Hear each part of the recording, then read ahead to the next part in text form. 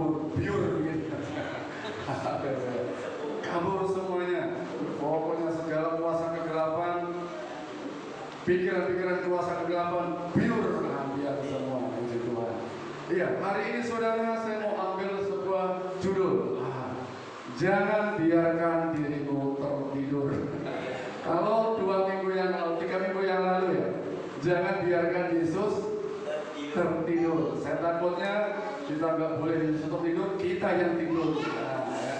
Jangan biarkan diri kita tertidur. Lanjut saudara, ya. Dalam kisah para rasul ya, kisah para rasul pasal 1 ayat 9 sampai dengan 11. Ini yang akan mendasari kita saudara untuk berdoa firman Tuhan pada hari ini ya. Bapak Ibu saudara semua yang dikasihi oleh Tuhan, dalam kisah para rasul pasal 1 ayat 9 sampai dengan 11, tapi saya akan mulai dari ayat 6. Maka bertanyalah mereka yang berkumpul di situ, Tuhan, maukah engkau pada masa ini memulihkan kerajaan bagi Israel? Jawab Tuhan, engkau tidak perlu mengetahui masa dan waktu yang ditetapkan Bapa sendiri menurut kuasanya. Tetapi kamu akan menerima kuasa kalau Roh Kudus turun ke atas kamu, dan kamu akan menjadi saksiku di Yerusalem dan di seluruh Yudea dan Samaria dan sampai ke ujung bumi. Sesudah ia mengatakan demikian, terangkatlah ia disaksikan oleh mereka, dan awan menutupnya dari pandangan mereka. Ketika mereka sedang menatap ke langit waktu ia naik, tiba-tiba berdirilah 2 orang yang berpakaian putih dekat mereka dan berkata kepada mereka, "Hei orang-orang Galilea, mengapakah kau berdiri melihat ke langit? Yesus ini yang terangkat ke surga meninggalkan kamu akan datang kembali dengan cara yang sama seperti kamu melihat dia naik ke surga." Haleluya. Bapak Ibu Saudara, sebelum Tuhan Yesus naik atau saat kenaikan Tuhan, saudara, murid-muridnya bertanya, Tuhan, maukah engkau memulihkan kerajaan bagi Israel?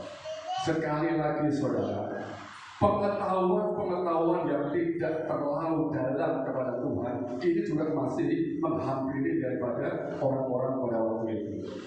Pertanyaan ini dipengaruhi oleh pemahaman orang Yahudi tentang kedatangan Mesias ya, yang dinantikan akan membebaskan bangsa Israel dari penjajahan, kemudian memulihkan kerajaan Israel seperti pada zaman kejayaan yang dialami oleh pada masa Daud maupun Salomo. Nah, ini pikiran-pikiran mereka selalu pada hal-hal dunia terus, kepada hal-hal yang sifatnya jasmani terus, saudara. Jadi kalau kita lihat saudara bahwa kenyataannya sampai akhir kehadiran Yesus bersama murid-muridnya ke dunia, orientasi, pemahaman, pemikiran murid-muridnya masih tentang hal-hal duniawi ya, masih terus itu saja saudara. Tetapi jawaban Tuhan saudara boleh didengarkan apa kata Tuhan di sana. Jawaban Tuhan sekaligus mematahkan ya, sekaligus tidak menyetujui apa yang diinginkan oleh murid-muridnya pada waktu itu. Dia berkata, engkau tidak perlu mengetahui masa dan waktu yang ditetapkan Bapa sendiri menurut kuasanya. Ya. Jadi jawaban ini saudara menegaskan bahwa prioritas kehadiran Tuhan ke dunia bukan memulihkan kerajaan Israel seperti pemahaman bangsa Israel tentang kedatangan Mesias untuk memulihkan kerajaan dunia. Tidak. Tetapi prioritas kehadirannya adalah untuk menghadirkan kerajaan surga. Amin. Untuk menghadirkan kerajaan surga, itu yang menjadi daripada misi kedatangan Mesias ke dunia ini. Hari ini saudara, saya percaya bahwa seluruh umat Kristen di seluruh dunia itu memperingati kenaikan Tuhan. Saya bersyukur pada hari ini banyak saudara-saudara kita yang bisa datang. Saya menyapa pada saudara semuanya. Apa kabar semuanya? Apa kabar? Sehat luar biasa. Semua diberkati Tuhan ya. Ya, tentu semuanya kita bersuka cita. Dan pertanyaan saya adalah apa yang ada di dalam pikiran Bapak Ibu Saudara? Apa yang ada di dalam pikiran kita di mana saat ini kita sedang memperingati kenaikan Tuhan? Apa yang ada saudara? Sedih? Ya? Sedih apakah karena ditinggal Tuhan? Bersuka cita karena Tuhan sudah naik ke surga? Ya? Atau biasa-biasa saja? Nah, ini kan biasa-biasa saja. Seperti ibadah-ibadah lain main jatuhnya hari Kamis saja.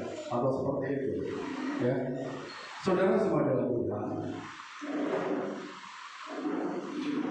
saat kedua orang berpakaian putih yang dimaksud adalah kedua malaikat pada waktu itu, di mana Yesus naik, dia berkata kepada rasul-rasul pada waktu itu atau murid-muridnya, hai orang-orang Galilea, mengapakah kamu berdiri menatap ke langit? Mungkin kalau saya singgung, orang Galilea, mengapa kamu berdiri saja menatap ke langit? Ya, kalau singgung Pak Ali, ngapain juga melihat saja ke langit terus? Ngapain juga terus menatap ke langit? Ya, saudara, perkataan hai ini mengandung suatu keinginan, mengandung suatu kehendak, mengandung suatu maksud yang ditujukan kepada para rasul pada waktu itu. Seolah-olah mereka berkata, mengapa kamu bengong saja? Maka kamu hanya ternganga saja melihat Tuhan Yesus naik? Mengapa kamu hanya diam berdiri saja? Kagum, bingung, heran, sedih, atau tidak tahu saudara. Tapi yang jelas perkataan ini saudara, bagi saya itu adalah suatu peringatan ya. Nah Bapak Ibu Saudara, jika memperingati kenaikan Tuhan saudara ke surga, tetapi tidak ada tindak lanjut, tidak ada follow up, tidak ada sesuatu yang akan kita lakukan ke depan, nggak ada respon kita, udahlah biasa saja, diam-diam saja, maka itu sesungguhnya kita telah berada pada situasi kita hanya sebuah mengenang saja. Hanya sebatas mengenang peristiwa kenaikan. Besok lupa. Besok sudah lupa. Kalau hanya kita bengong saja, tenang saja, dan tidak ada sebuah respon, tidak ada sebuah tindakan, tidak ada follow up, nggak ada sesuatu yang kita lakukan. Perkataan kedua orang yang berpakaian putih yang pada waktu disebutkan adalah malaikat, terus terang saudara, bagi saya sebuah teguran. Sebuah teguran. Mengapa kau bengong saja? Apa yang akan kau kerjakan? Bukankah kau akan menjadi saksi Kristus? Ya kan di dalam ayat-ayat berikutnya. Bukankah kau akan menjadi saksi Kristus di mana kau berada? Mengapa kau berdiri menatap ke langit? Apakah kau akan terus berlarut-larut dalam kesedihanmu? Apakah kau terlarut di dalam kebahagiaanmu lalu lupa apa yang kau kerjakan? Bangun. Bangun, bangkit, berubah, move on. Jangan diam, jangan berdiri saja. Ayo saudara. Senggol kiri kanan depan belakang. Bangun. Bangun. Yang keras, bangun. Bangun. Jangan tidur. Kalau ngantuk boleh cuci muka dulu. Haleluya. Nah, banyak orang saudara ya menginginkan pemulihan, tetapi saudara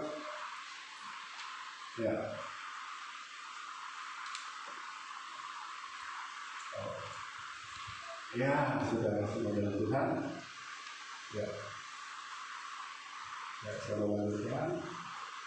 Nah saudara lihat apa yang terjadi. Respon murid Yesus saat Yesus berangkat ke surga. Apa yang mereka lakukan di sana? Ya. Apa yang terjadi dengan mereka? Mereka ingin mendapatkan pemulihan. Tuhan, maukah Engkau memulihkan kerajaan Israel pada masa ini?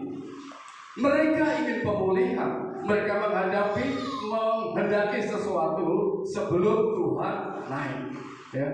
Respon murid saat Yesus terangkat ke surga. Mereka itu yang dilakukan. Mereka menginginkan pemulihan. Tuhan pulihkan saya, Tuhan sembuhkan saya, Tuhan tolong saya, Tuhan berkati saya. Tetapi apa yang dilakukan oleh mereka? Nah, apa yang dilakukan oleh mereka, saudara? Tapi mereka hanya berdiri saja, tidak melakukan suatu apapun. Mereka hanya menatap ke langit saja. Apa yang dilakukan kalau mereka minta pemulihan tapi tidak melakukan suatu apapun? Bapak Ibu Saudara semua di dalam Tuhan, ketika kita minta tolong seseorang, tentu kan kita juga mesti ada suatu respon dari kita. Saya pada waktu masih bekerja di perusahaan saudara, saya sering marah kepada anggota saya. Karena kalau kerja di perusahaan itu ada yang namanya ancak panen kan, mungkin Bapak Ibu Saudara kerja di saya kan tahu. Nah, ancak panen itu begini, kalau saya tidak bisa mengerjakan atau tidak sanggup mengerjakan ancak saya minta tolong kepada teman. Tolong Pak Ali bantu untuk mengerjakan bantuan saya sudah selesai. Pak Ali dengan senang hati membantu. Tetapi ketika datang Pak Ali membantu saya pulang. Saya pulang. Karena apa? Pikiran saya, Pak Ali kan sudah membantu. Nah, saya melihat hal seperti ini yang malah kepada anggota saya pada waktu itu. Kamu orang yang tidak tahu diri. Kamu orang yang tidak tahu berterima kasih. Sudah dibantu, sudah ditolong. Bukannya kamu bekerja sama, tetapi kamu malah tinggalkan dia. Saya sering marah sudah seperti itu. Sudah ngerti itu ditolong, sudah dibantu loh. Kalau kamu gak dibantu, kamu gak selesai loh angsamu. Kamu gak selesai pekerjaan, tapi ketika kamu dibantu, malah kamu pergi. Sahabat, kamu senang, sambut dia. Kalau misalnya kamu punya air putih, ya bagi bersama. Kalau misalnya kamu punya makanan, bagi bersama. Nah, sering terjadi seperti dia, dan saya sering marah kepada waktu itu. Ya, saya ingatkan kepada mereka, coba mengerti, kau sudah ditolong, kalau kamu ingin dipulihkan, ya coba lakukan sesuatu. Jangan cuma kamu terus diam, gak lakukan sesuatu apapun. Kalau hanya berdiri saja ke langit, sudah diberkati, Tuhan kamu berkati, sudah. Tapi apa yang kau lakukan? Jangan-jangan hanya bengong saja, gak tahu apa dikerjakan sebagai orang percaya. Nah, Bapak Ibu Saudara, inilah respon-respon orang pada waktu itu. Jadi apa saudara? Nah, ini saudara.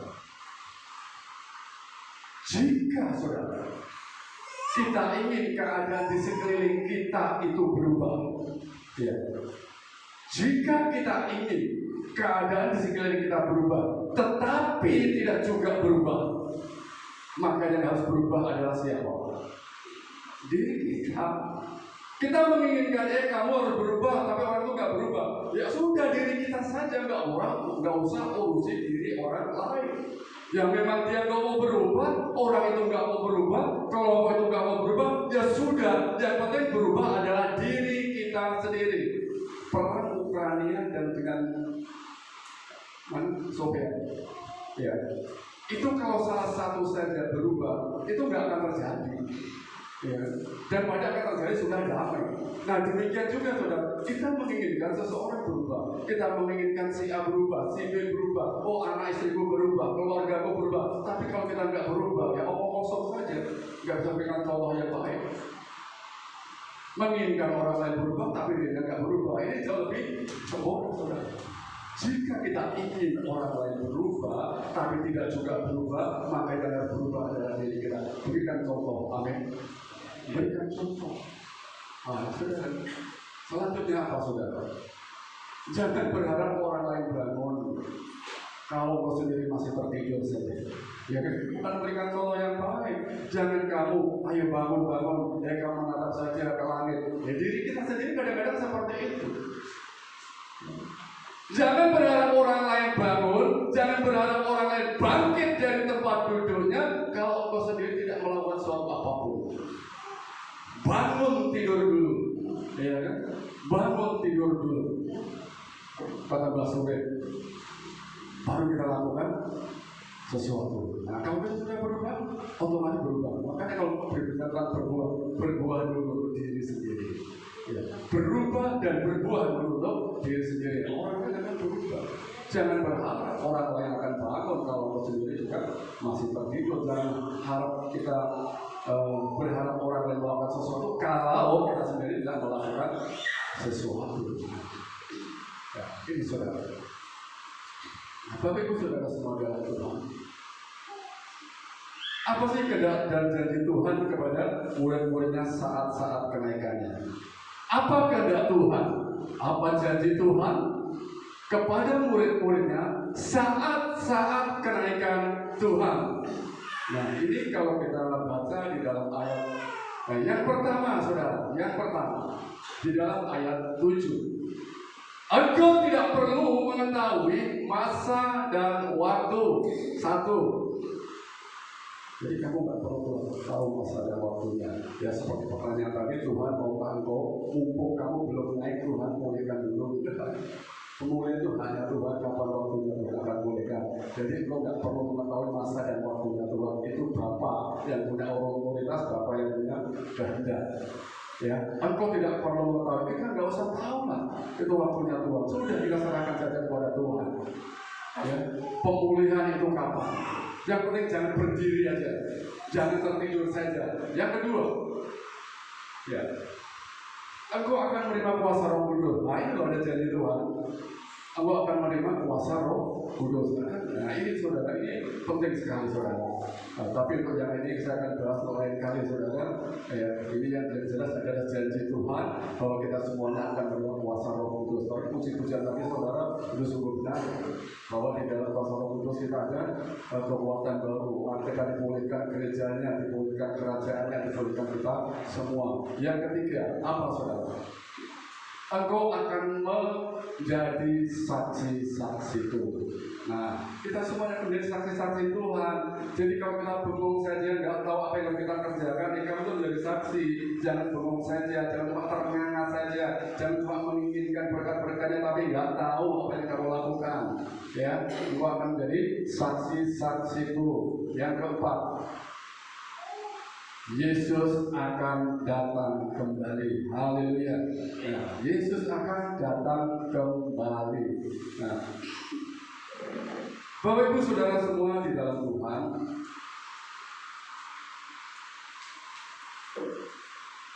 ya, Yesus akan datang kembali. Jadi satu item saja saudara, dua item saya mau bahas pada hari ini. Yesus akan datang kembali, sebagaimana dikatakan di dalam ayat 11. Yesus yang terangkat ke surga meninggalkan kamu akan datang kembali dengan cara yang sama seperti kamu melihat dia naik ke surga. Dalam pengakuan iman GBI berkata seperti ini. Tuhan Yesus akan turun dari surga. Ya, Tuhan Yesus akan turun dari surga, membangkitkan semua umatnya yang telah mati dan mengangkat semua umatnya yang masih hidup, lalu bersama-sama bertemu dengan dia di udara. Kemudian ia akan datang kembali bersama orang kudusnya untuk mendirikan kerajaan 1000 tahun di muka bumi. Nah ini saudara, jadi singkat saya mau katakan,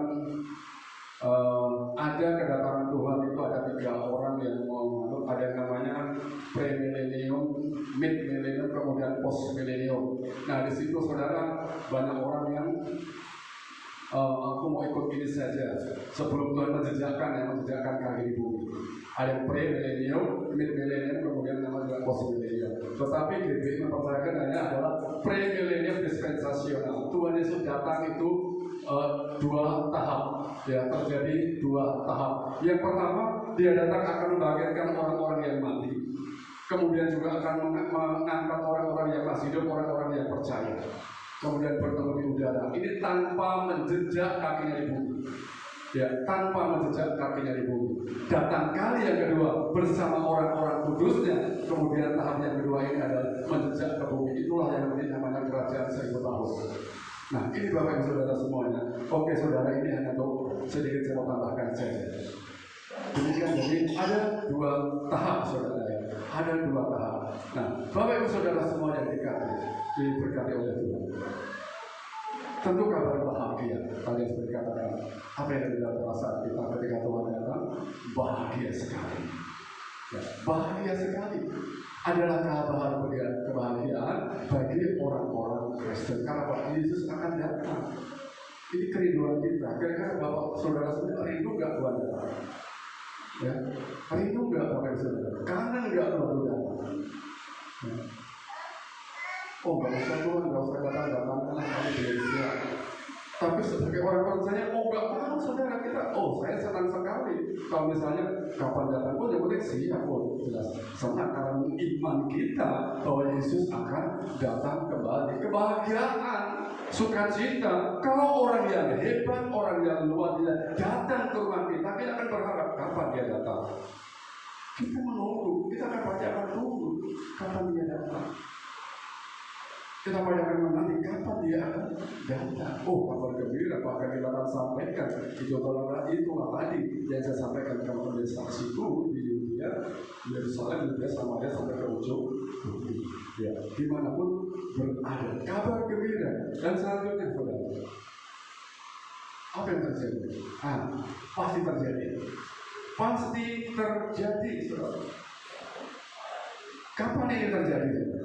Kabar kedatangan Tuhan Yesus untuk kedua kali adalah yang tidak dapat terpisahkan. Di dalam Matius 24 ayat 3, itu sesuatu yang tidak terpisahkan dan pasti terjadi. Saudara percaya? Saudara percaya? Iya. Saya nggak maksa sih. Tapi kita percaya. Saya percaya, saudara. Saya percaya. Itu pasti terjadi. Yohanes 14 ayat 3. Dan apabila aku telah pergi ke situ, dia berkata, dan telah menyediakan tempat bagimu, aku akan datang kembali. Ya, aku akan datang kembali. Yohanes 14 ayat 3. Aku akan datang kembali. Kita tahu kan setiap firman Tuhan apa yang dikatakan Tuhan pasti datang. Jadi kalau Anda tidak percayakan dia tidak datang, ya itu aneh. Ya, aneh. Terus saya ingin secepatnya saja pengen ketemu Tuhan dari saya. Pengen cepat-cepat saja ketemu Tuhan. Ya. Aku akan datang kembali dan membawa kamu ke tempatku. Ini saudara, ini berbahagia ya. Aku akan datang kembali membawa ke tempatku. Ya, ke tempat Tuhan. Supaya di mana aku berada, kamu pun berada, kita berada. Haleluya.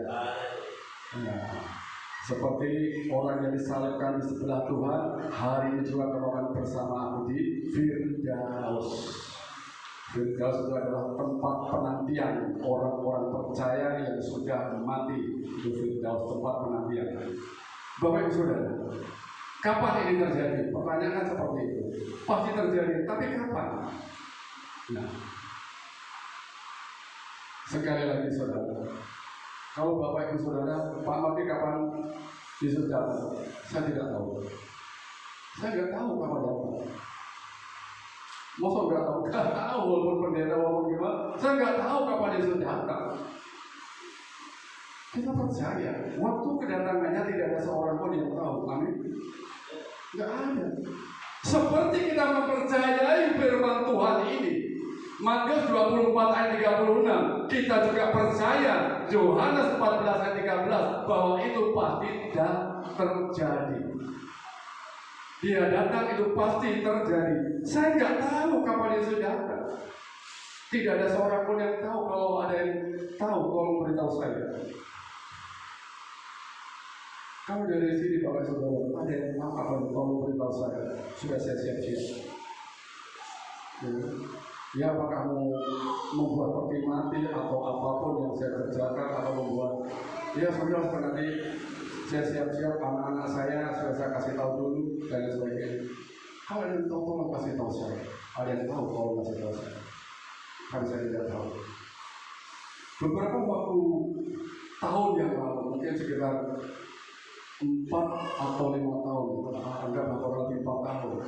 Ada seseorang hamba Tuhan yang mencoba meramal. Bukunya sampai sekarang masih saya simpan. pada waktu itu lengkap bahwa akan datang pada tahun 2022. Itu sudah lewat, nggak jadi datang. Yang manusia loh apa? Dia nggak tahu kan masa dan waktu Tuhan kapan dia datang. Nggak ada yang tahu. Nggak akan pernah terjadi. Waktu kedatangannya tidak ada seorang pun yang tahu, meskipun dia hamba Tuhan, meskipun dia hamba Tuhan, meskipun dia pendeta, meskipun dia gembala, atau apapun, atau mungkin Bapak Ibu Saudara semua menebak-nebak, oh pagi besok ini, nggak ada yang tahu. Nggak ada yang tahu kapan terjadi, tidak ada yang tahu. Jadi nggak usah tanya kapan Yesus datang, nggak usah tanya kapan Yesus datang, kapan Yesus datang, kapan itu, nggak usah saudara, tidak perlu. Tapi yang pasti, dia pasti kembali. Yang pasti, dia pasti datang menjemput kita semuanya. Nah, ini loh kabar gembiranya. Kita kan senang, saudara. Kita senang. Kita tidak tahu kapan, tetapi kita tahu tanda-tandanya. Kita nggak diberitahu kapan waktunya, hari Senin, Selasa, Rabu, Kamis, cuma Sabtu, Minggu, nggak ada yang tahu kecuali kita mau latihan dari Minggu saja persiapan. Bukan saya kasih tahu di grup nanti memperlu latihan ya. Tetapi untuk kedatangan Tuhan nggak ada yang tahu. Ada yang tahu, tapi tanda-tandanya sudah diberitahu. Nah, tinggal kita saja. Tanda-tanda kedatangan Tuhan Yesus beberapa di antaranya. Saya sebutkan beberapa karena banyak. Ya, ini menurut Matius pasal 24 ya. Bapak Saudara boleh catat saja Matius pasal 24 ayat 4 sampai dengan 33. Kita tidak tahu kedatangannya, tetapi Tuhan memberikan tanda-tanda. Nah, inilah yang perlu kita mengerti, yang perlu kita pahami. Sehubungan dengan judul yang saya berikan tadi, jangan sampai dirimu tertidur, jangan sampai kita minta Tuhan, jangan kau tertidur, tapi diri kita tertidur. Nah, ini saudara. Ya, tanda-tanda kedatangan Tuhan Yesus beberapa di antaranya. Satu, penyesatan dan munculnya Mesias-Mesias palsu. Ini disebutkan di dalam Matius pasal 24 ayat 4, 5, dan 11. Ada penyesatan, munculnya Mesias-Mesias palsu. Nah, tentu kita mendengar hal-hal yang demikian ya. Walaupun kadang-kadang persepsi kita berbeda, tapi paling tidak kita sudah bisa membaca, oh ini mungkin bagian dari tanda-tanda itu. Yang kedua, peperangan antara etnis dan bangsa, ya, terima kasih. Ya, peperangan antar etnis dan bangsa ini juga disebutkan di dalam Matius 26 ayat 6 sampai dengan 7. Jadi semuanya itu saudara sudah ada di sana. Jadi kalau kita mau menebak-nebak, itu yang penting kita sudah baca dan tanda-tandanya. Kapan Yesus datang? Ada penyesatan, ada Mesias palsu, ada peperangan antar etnis, antar bangsa itu. Selanjutnya, saudara. Yang ketiga, nah ini saudara, kelaparan di berbagai tempat. Dalam firman Tuhan juga, saudara boleh baca di dalam Matius pasal 24 ayat 7b. Semuanya satu persatu. Jadi semuanya ada dasarnya, ada tandanya. Bukan asal, ini bukan asal comot saja, tetapi memang ada dari firman Tuhan di sana. Tinggal kita percaya atau tidak. Nah, inilah saudara paling tidak menjadi sebuah pernyataan, ya, sebuah tadi yang dikatakan, hei bangun. Nah, ini saudara, tanda-tanda itu ada tanda-tanda loh. Tuhan sudah mau datang lagi. Nah, kemudian yang keempat, gempa bumi dan bencana juga terjadi. Di mana Alkitabnya? Matius pasal 24 masih ayat 7b. Masih saudara. Kemudian yang kelima, penganiayaan dan kemurtadan terjadi. Di mana firman-Nya? Matius pasal 24 ayat 9 sampai dengan 10. Jelas saudara. Asal ada penganiayaan, ada kemurtadan di sana. Di mana ya, saudara bayangkan dulu di mana ya ada kemurtadan ini, di mana ada penganiayaan ini. Itu sudah boleh tanda-tanda Tuhan ya, tanda-tanda daripada kedatangan Tuhan. Kemudian yang keenam apa? Bangkitnya kembali negara Israel. Dikatakan firman Tuhan itu adalah pohon ara yang bertunas. Ya, pohon ara yang bertunas. Di dalam Matius pasal 24 ayat 32 sampai dengan 33. Jadi Bapak Ibu Saudara boleh baca, saudara yakinkan diri saudara sendiri untuk kebenaran firman Tuhan ini di dalam pimpin Roh Kudus tentunya ya. Kemudian Injil Kerajaan Allah diberitakan di seluruh dunia. Nah, ini sudah terjadi ya. Nah, Injil Kerajaan Allah ya, saudara, kehancuran ekonomi terjadi di mana-mana ya. Ini saudara, kehancuran ekonomi terjadi di mana-mana. Ini di dalam kitab Yakobus. Kalau kehancuran ekonomi Yakobus pasal 5 ayat 1 sampai dengan 4, di sana Alkitab ditulis. Nah, pertanyaannya sampai sejauh mana kita mempercayai itu saja. Kalau kita percaya dengan firman Tuhan, apa yang ditulis Alkitab, kita yakin itu semua pasti terjadi. Ya, itu pasti terjadi. Yang selanjutnya adalah Injil Kerajaan Allah. Ya, Injil Kerajaan Allah itu diberitakan di seluruh dunia. Nah, sekarang kan sudah terjadi. Lihat media sosial, semuanya bisa dijangkau. Apa yang tidak bisa dijangkau dengan media sosial? Semuanya bisa dijangkau. Dunia ini ada dalam genggaman kita saja, bisa dijangkau. Kalau dulu beberapa waktu yang lalu saya pernah sampaikan, kita sekarang nggak perlu repot lagi. Kalau mau menjadi saksi di ujung bumi, lihat medsos saja. Bukan mau menyombongkan diri, enggak. Tetapi hanya dengan cara itulah Injil disampaikan. Hanya dengan cara itu menjadi berkat. Saya hampir tiap 1 minggu sekali, saudara, seseorang selalu memberikan renungan. Saya bersyukur, ya, memberikan renungan. Lihat medsos, saudara, walaupun hanya dalam waktu 2 menit saja atau 3 menit saja, tapi itu saya bersyukur. Dengan cara inilah, saudara, itu Injil Kerajaan Allah itu diberitakan ke seluruh dunia. Bapak saudara bisa menjadi saksi, bisa khotbah, sampaikan saja. Lihat medsos nggak apa-apa. Bukan mau menunjukkan wah dan sebagainya, enggak. Tapi memang itu apa? Memang tugas kita. Jadi saya mau katakan sekali lagi, kenaikan Tuhan itu sebenarnya adalah penugasan, ya, penugasan kepada orang percaya. Itu kenaikan Tuhan. Penugasan, perutusan kepada orang-orang percaya. Makanya, kamu ingat, jangan kamu berdiri saja, jangan kamu bengong saja, jangan kamu cuma minta berkat tapi nggak ingat kepada Tuhan. Nah, penegasan daripada yaitu penugasan kepada orang percaya. Yang tinggal kita saja percaya atau enggak. Ini Bapak bisa katakan, ini bukan hal yang mulu-mulu, saudara. Enggak. Ini bukan hal yang berlebihan bagi orang percaya kalau kita bisa bersaksi ke seluruh dunia di mana medsos dia terbaca. Bukan hal yang mulu-mulu, enggak. Bukan berlebih-lebihan, enggak. Tetapi kita lakukan juga tetap dengan kerendahan hati. Kita lakukan dengan yang penugasan, ada panggilan. Tuhan memiliki keinginan, Tuhan memiliki kehendak dalam hidup kita. Saudara bayangkan terjadi penyesatan di mana-mana, ya kan? Dari ayat 4 sampai dengan ayat 33 ada penyesatan, ada peperangan, ada kelaparan. Nah, kalau kita nggak hadir di sana, lewat daripada pemberitaan kita yang kemudian saya berkata medsos, artinya apa? Itu bersaksi lewat medsos, bukan kita mau bermulu-mulu atau menyombongkan diri, tidak. Nah, kalau nggak mau lihat medsos, pas saya nggak bisa, ya udah berangkat sendiri saja, mau pakai motor atau mobil kan terserah. Nah, saudara semua dikasih oleh Tuhan. Ini tanda-tanda secara global, saudara, secara global.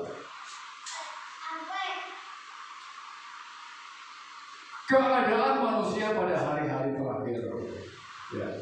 Keadaan manusia pada hari-hari terakhir. 2 Timotius pasal 3.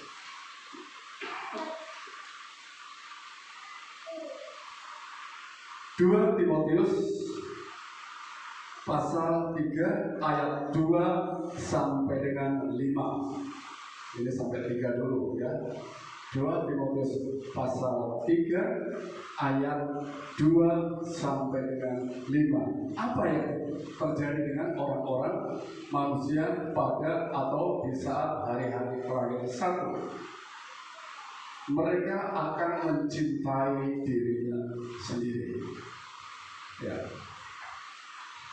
saudara boleh membayangkan orang-orang pada hari-hari terakhir, orang-orang percaya pada hari-hari terakhir, dia akan mencintai dirinya sendiri, dia akan peduli orang lain.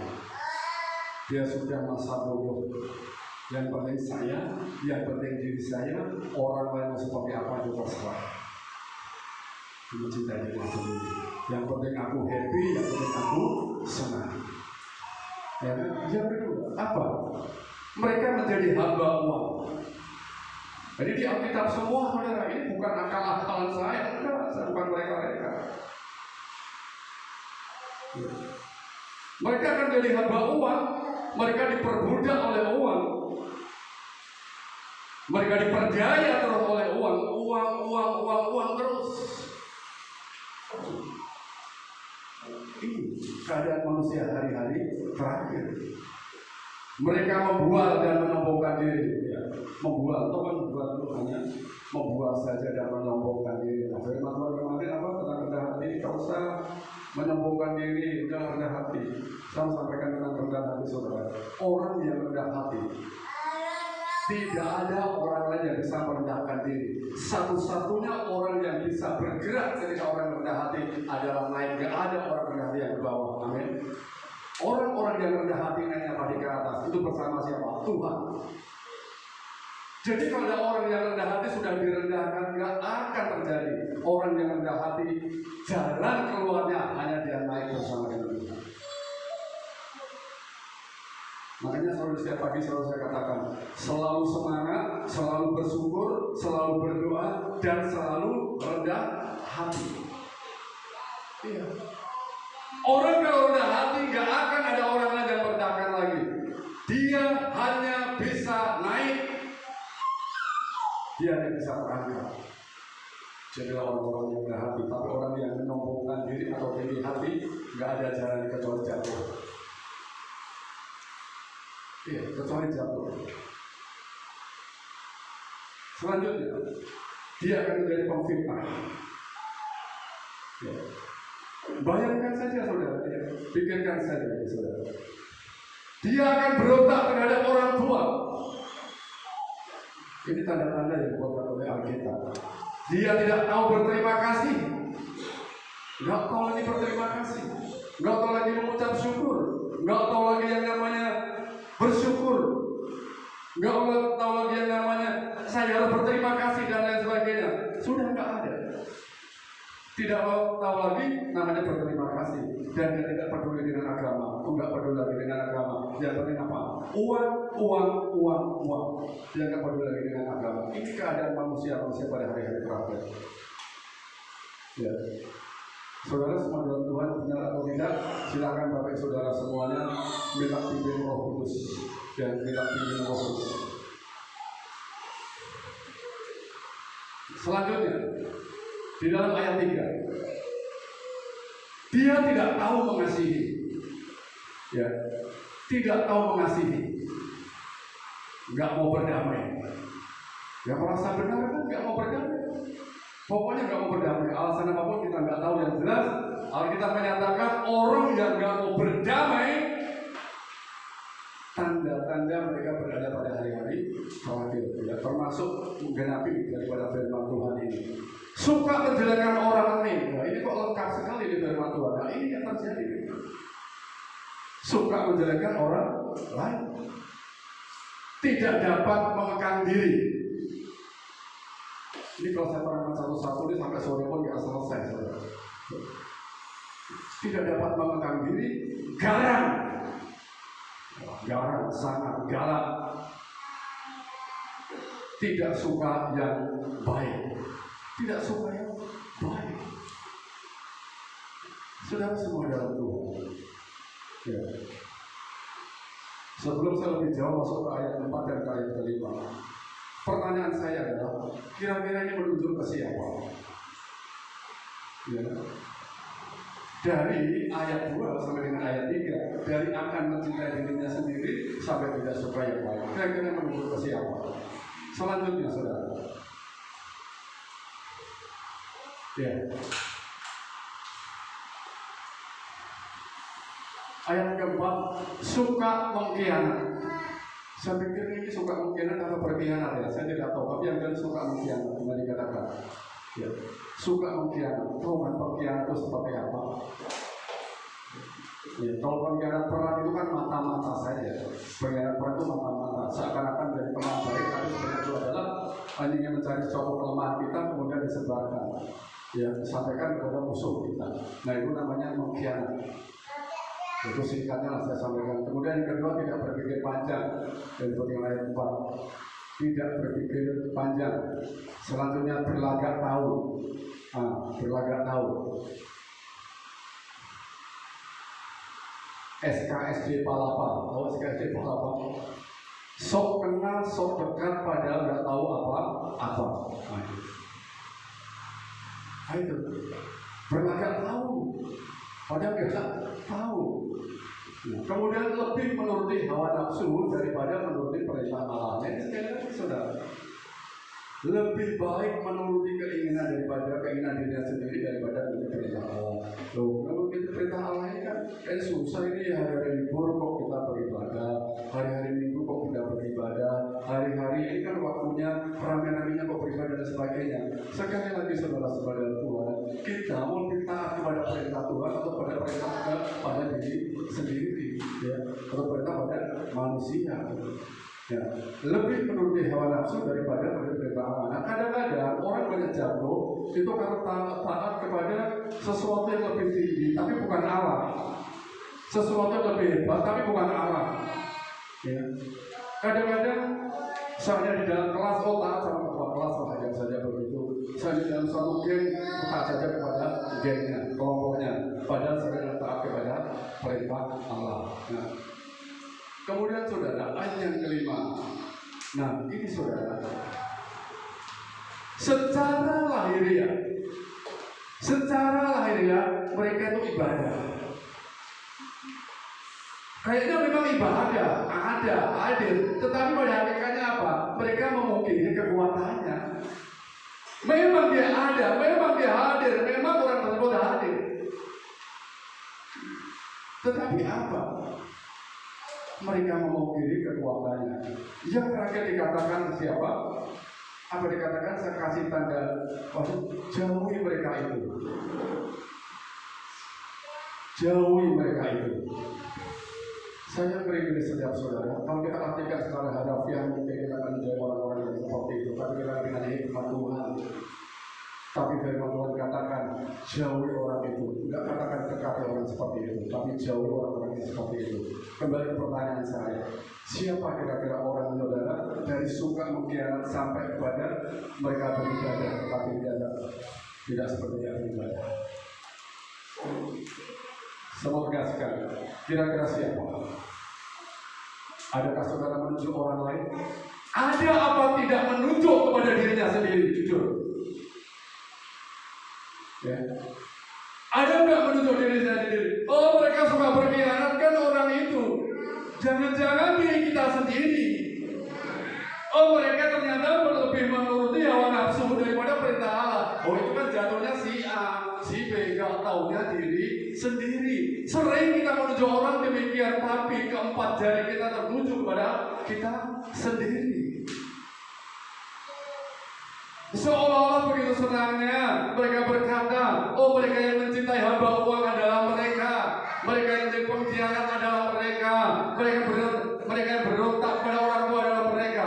Pernahkah kita menunjuk kepada diri saya sendiri? Jangan-jangan kita mau terjebak, jangan namanya sebuah keinginan, namanya keadaan di mana diri kita sendiri dalam posisi yang demikian. Hati-hati. Jangan-jangan ini adalah posisi tidur kita. Ya. Jangan-jangan sampai kita tertidur dengan posisi-posisi yang demikian. Jadi tidak usah melihat orang lain seperti yang di dalam slide yang ketiga tadi, saudara. Yang keempat, jika keadaan sekeliling kita tidak berubah, walaupun kita menginginkan perubahan, tetapi tidak juga berubah, yang berubah adalah diri kita.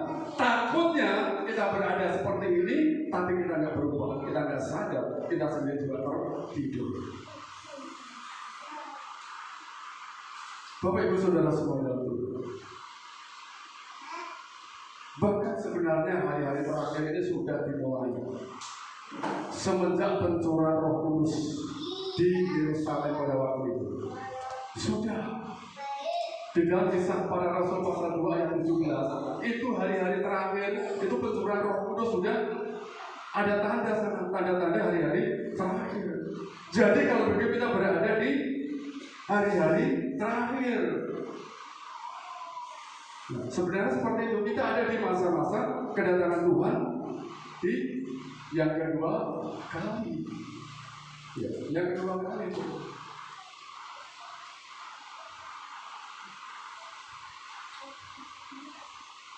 Nah, dalam keadaan seperti ini apa yang kita lakukan, saudara?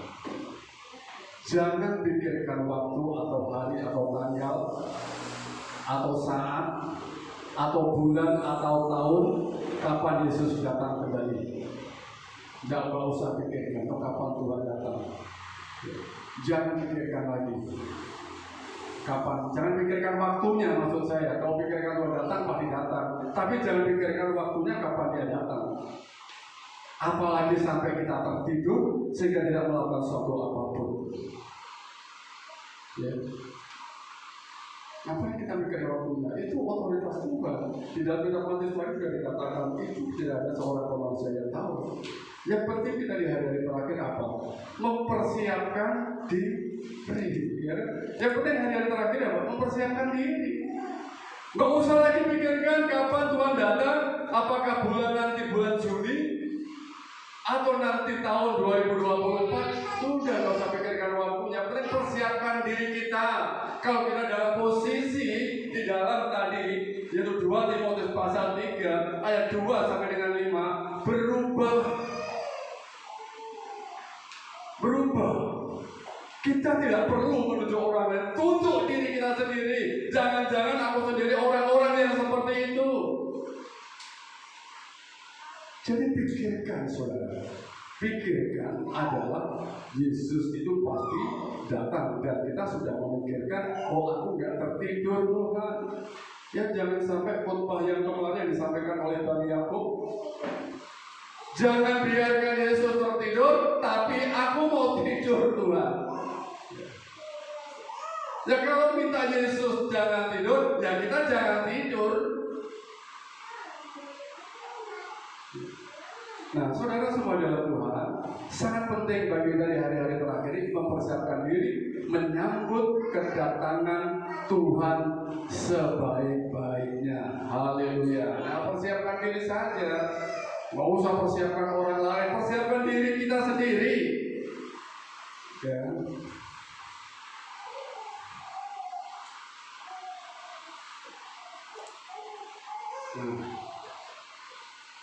Apa itu ya, di dalam Markus pasal 13 ayat 37?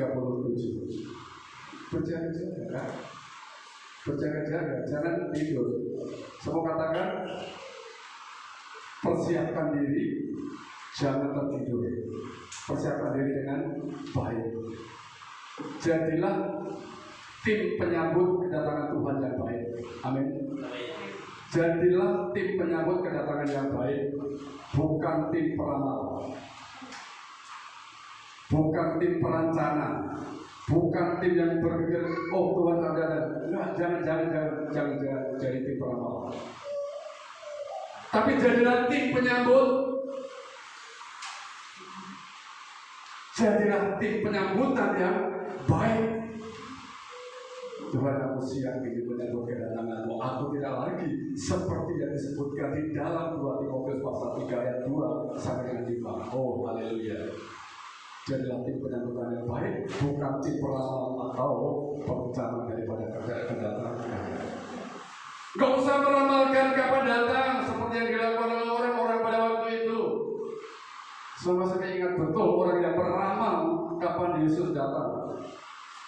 Karena saya juga pernah ketemu sama orang tersebut. Saya juga tidak yakin, cuma ya nggak apa-apa lah, saya terima saja bukunya, nggak masalah saja, untuk menambah wawasan saja, nggak apa-apa. Walaupun bertentangan dengan Alkitab, yang penting kan tidak saya yakini, tidak saya imani, itu saja. Tidak usah meramalkan kapan Yesus akan datang kembali, tapi pikirkan apa yang kita lakukan, jangan sampai kita tertidur. Jangan sampai ketika Yesus datang kembali, kita seperti 5 gadis yang bodoh, saudara. 5 gadis yang bodoh, masing-masing dia punya pelita, tapi saat menunggu mempelai datang, jadi pelita, siapapun nanti mempelai datang, pelita, ini kan Tuhan. Tapi apa yang dia lakukan? Dia nggak membawa minyak untuk persiapan. Sedangkan Tuhan datang itu, mempelai datang itu kan dia nggak tahu kapan datang. Tapi dia memang dasar orang bodoh, 5 gadis bodoh. Sudah tidak membawa minyak persiapan, minyak cadangan, tetapi dia malah tertidur. Nah, ketika Yesus datang, ketika Tuhan itu datang, ketika mempelai itu datang, dia kelabakan. Apa? Kenapa? Nggak ada persiapan. Loh, kok tiba-tiba kok datang sih ini mempelai pria? Kok tiba-tiba datang sih mempelai ini? Nah, orang-orang yang tidak ada persiapan, saudaranya seperti itu. Dia meramal, oh Yesus datang, Tuhan datang itu kan paling beberapa hari lagi. Ini nggak tahunya, saudara. Itu tiba-tiba datang. Berjaga-jagalah, sebab kamu tidak tahu bila manakah tuan rumah itu pulang menjelang malam, sore hari menjelang malam, atau tengah malam, atau larut malam, atau pagi-pagi pun nggak tahu. Saya juga nggak tahu apakah nanti sore atau nanti malam, saya juga tidak tahu. Ya, yang penting persiapan saja sudah diri kita, nggak usah sibuk dengan diri orang lain. Ya. Jangan sampai kita seperti gadis bodoh atau orang yang diberikan 1 talenta, sudah diberikan 1 talenta tapi nggak melakukan suatu apapun, mengecewakan Tuhan, mengecewakan orang yang memberi. Ya, itu dikasih 1 talenta, nggak dilakukan suatu apapun. Sama aja menghina daripada penciptanya, saudara. Bapak Ibu saudara-saudara Tuhan.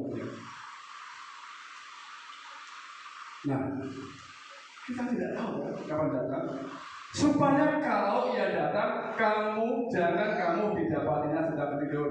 Nah, ini judul khotbah saya tadi dasarnya adalah dari sini, saudara. Supaya kalau ia datang, jangan kamu didapatinya sedang tidur. Ya, ditendang Tuhan, bangun, kan gitu, bangun.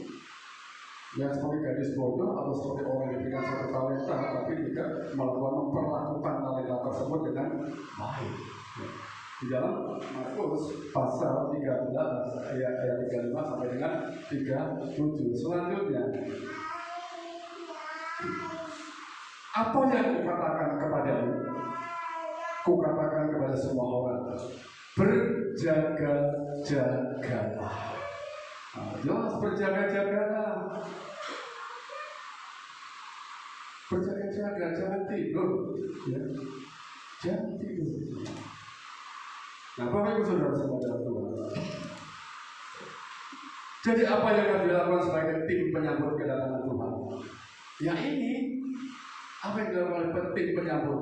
Kita kan bukan tim peramal, kan? Kita tim penyambutan Tuhan. Nah, jadilah seperti ini, berjaga-jaga. Jangan didapatinya kamu tertidur. Sekali dikatakan kepada semua orang, berjaga-jagalah. Kepada saya dan Bapak saudara semuanya, berjaga-jaga. Melek gitu. Melototi diri sendiri, lihat kaca, melototi diri sendiri supaya kenal dengan dirinya sendiri. Bukan mengenal orang lain saja terus, bukan melototi orang lain terus, melototi diri kita sendiri. Nah, saudara-saudara Tuhan, ya. Selanjutnya, saudara. Ya.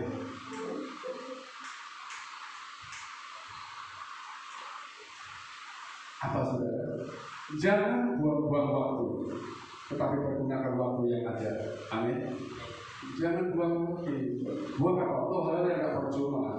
Segala sesuatu yang kita lakukan, buat semuanya damai. Untuk diri kita sendiri, untuk teman kita, untuk saudara kita, untuk istri kita. Mungkin kita baik, tapi belum tentu bukan baik ya. Tapi juga berdasar semuanya kepada firman Tuhan. Ya. Ini saudara, ya. Jangan buang-buang waktu. Kita tidak pernah tahu kapan Tuhan datang, bisa besok, bisa lusa, bisa 1 jam ke depan. Kita tidak tahu. Persiapkan diri supaya waktu Tuhan datang kita tidak sedang tertidur, tetapi berjaga-jaga. Oh, haleluya. Ini kita menjadi tim penyambutan yang baik. Nah, ini saya udah sekali lagi. Jadilah tim penyambut yang baik kedatangan Tuhan. Ya, jadilah tim penyambut yang baik kedatangan Tuhan, bukan jadi tim peramal atau perencana kedatangan Tuhan. Gak usah meramalkan kapan Tuhan datang, gak usah tanya kapan Tuhan datang. Tuhan pasti datang. Jadilah tim penyambutan yang baik. Saudara yang pemain musik untuk maju ke depan, saudara. Bapak Ibu Saudara semua dalam Tuhan, persiapkan diri kita, ya. Persiapkan diri kita, ya. Mari saudara semua dalam Tuhan, jadi tim penyambut yang baik, bukan jadi tim peramal. Jangan sampai apa-apa yang disebutkan di dalam 2 Timotius pasal 3 ayat 2 sampai dengan 5 tadi cuma terjadi di dalam diri kita. Bisa dikatakan, ketahuilah bahwa pada hari-hari terakhir akan datang masa yang sukar. 2 Timotius pasal 3 ayat 1. Sudahkah kita siap sedia?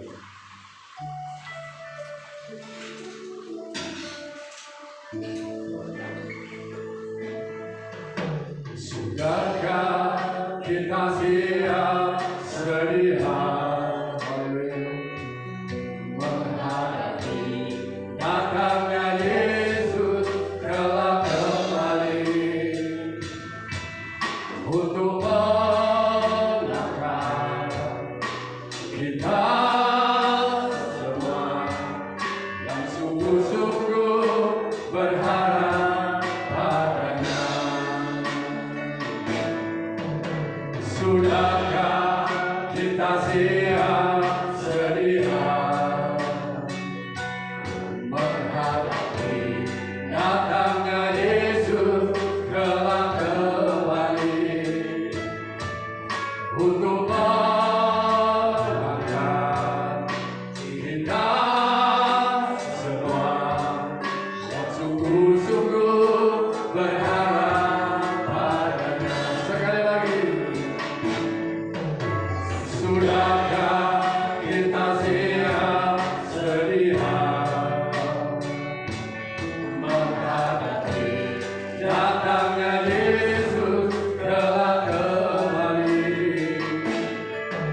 untuk mengangkat kita semua yang sungguh-sungguh berharap padanya. Mari kita sembah Yesus, Dia Raja, di hadapan tata kemuliaan yang kudus.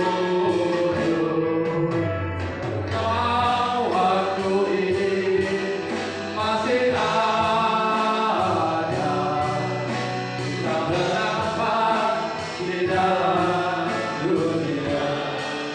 Bapak Ibu Saudara semua di dalam Tuhan, selama waktu masih ada Tuhan, selama kita masih bernafas, ya, lakukan sesuatu untuk Tuhan.